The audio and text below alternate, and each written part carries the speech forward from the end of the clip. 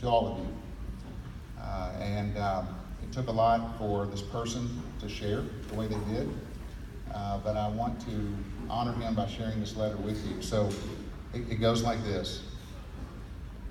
A little over a year ago, I was living every day like most would not.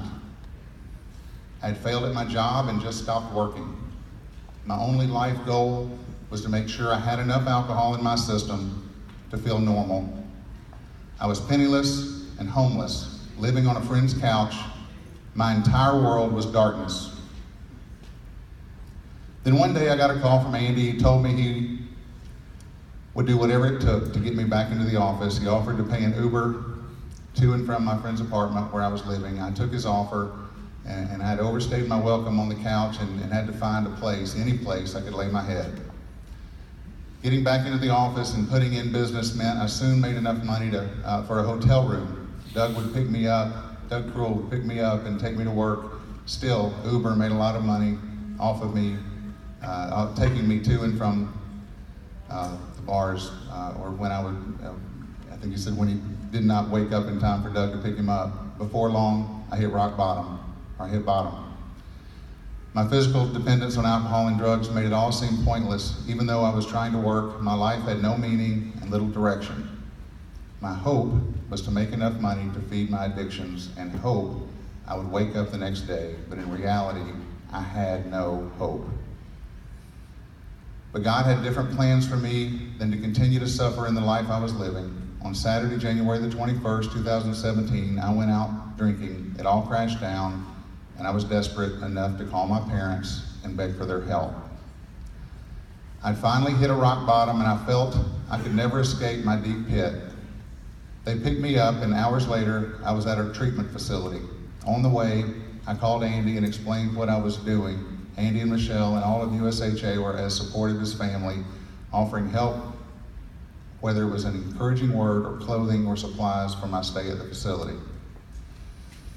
After days of detoxing and finally eating a decent meal, my mind began to clear. Without alcohol, I was scared, but knew I was in the right place. After 2 weeks, the dam broke and I had a moment of clarity. I was with my dad talking to a counselor at the facility and broke down and accepted that my decisions had led me to that point. I surrendered myself to my failures, to God, and to recovery by accepting what God and the people in the facility were telling me to do.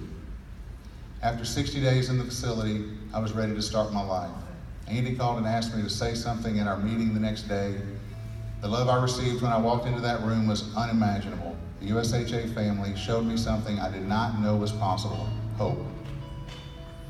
Getting back to work was a struggle. There were weeks without paychecks and the constant stress of if I could stay sober, but God had a plan. I saw glimpses of hope again through my business and through the environment in the office.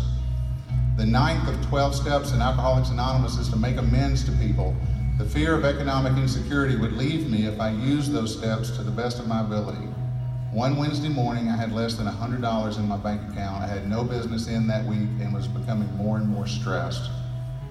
That afternoon, I got a phone call from a family I had texted that morning who needed coverage. I was their hope, and they were mine. But a submitted app isn't a paycheck, and I stressed about how I was going to afford to live for the next week. God did for me what I could not do for myself. The policy issued and paid me a little over $2,000.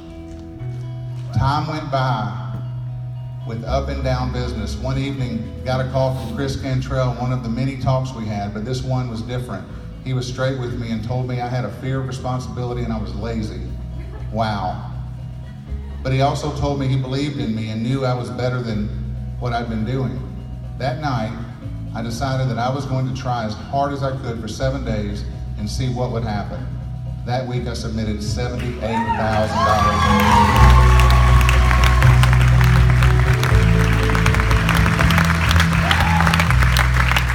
Chris Cantrell had seen something in me that I did not. He gave me hope. That week led to another and another, and leaning on the strength of my USHA family, I was becoming the man God had always planned for me to be. I could finally give the hope that had been given to me to not only my customers, but also other agents. A year ago, I struggled with the thought of living a day without alcohol and drugs, and today I live a life that I truly love, a life filled with hope.